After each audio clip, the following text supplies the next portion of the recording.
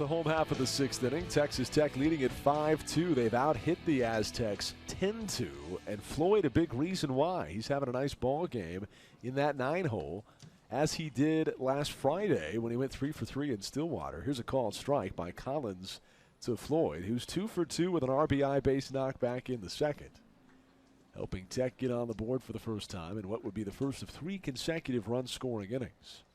2 in the second, 2 in the third, 1 in the fourth. Here's a bunt dropped down as it hit Floyd on the finger, and boy, you worry about that. They're going to make the out here of Floyd, but he's saying it hit him. Which it did. It clearly did. It clearly did, but he's also bunting at the ball. That's just like swinging at it, and ultimately that will go as a fair ball.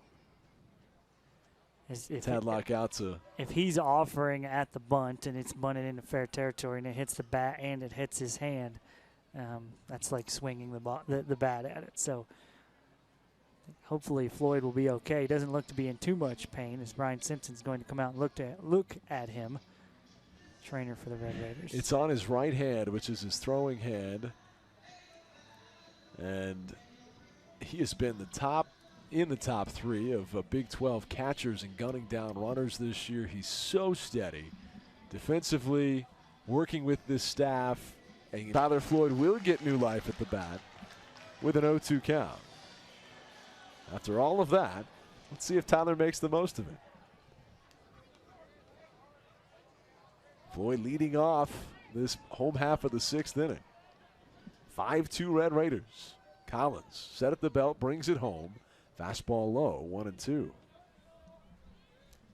The Texas Tech, after all of that, will get its 9-hole hitting catcher a second opportunity with the top of the order set to come up behind him. A 1-2 count, the pitch coming home, breaking ball outside, 2-2 to Tyler Floyd at 254. 12 runs. He's drawn 7 walks this year, so the on-base percentage for Floyd continues to impress. Now at 337. Pitch coming home. Swung on and missed. He got him. A strikeout.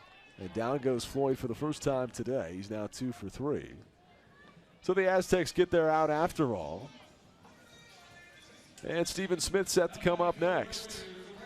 Well, as we mentioned there, I think the key thing for the Red Raiders and their fans right now, Brian, is just to see that something worse didn't happen with the hand of Tyler Floyd. And it may still be a little bit sore, but the fact that they sent him back out there is a great sign. No doubt.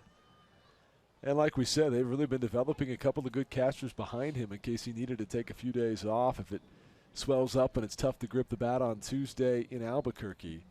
Bernstein's been good, and lately Colton Sanchez has been great. First pitch to Stephen Smith, in for a strike. And we haven't seen Bernstein for a few days, but he's another one of those young freshmen that, when given the opportunity, he really seems to come up and make some big plays, both behind the dish and at the plate.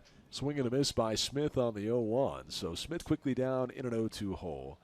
If you're not paying attention to Stephen Smith, you're missing out. 3 hits today. 3 hits and 4 ribbies yesterday. 2 hits before that. A swing and a miss here, though, and he'll go down. A strikeout for the second out of the inning. And they go around the horn, do the Aztecs. Smith might just be in line for another Big 12 Player of the Week distinction if the Red Raiders were to get it for 3 consecutive weeks. I think the rest of the league might just give up at that point. But if you add up just this series, 8 hits in now 13 at-bats just in the series. 6 RBI as well. Pitch coming home to Long, who's up there next. It's in there for a strike as he checks his swing.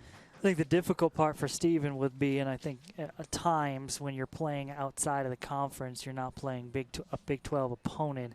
It hurts you a little bit when you're in the middle of Big 12 play. The voters tend to discredit that. Even if it's a quality opponent, a ball outside, they want to reward the guys that did big things in league play where it really matters. I think you do take a little bit of notice if it is a quality opponent, but I don't think any Red Raider would get the benefit of the doubt this weekend with a 10-22 San Diego State team. The pitch, breaking ball low, 2-1. And most voters, and you and I both participated in this, most voters wouldn't admit it, but they try not to load them all up with one team. And it's been back-to-back weeks of Texas Tech hitters getting it. Now, if it's the most deserving guy for a third straight week, by golly, vote for him. Kevin Durant won Rookie of the Week 7 times one year. It's a foul ball straight back. And he won Player of the Week every week he wasn't the Rookie of the Week, so go figure. But most voters, I think, would tell you that if all things are equal and one team's had an especially hot stretch, you try to spread it around a little bit. And I think Texas Tech's probably due for a week off of winning the accolade after they've had 4 of the first 8 players of the week. The 2-2 swung on by Long, and he skies it to shallow right field. You know Wiley's going to call off the right fielder. He'd call off the left fielder. He hauls it in for the final out of the inning. That, in fairness, was probably his ball.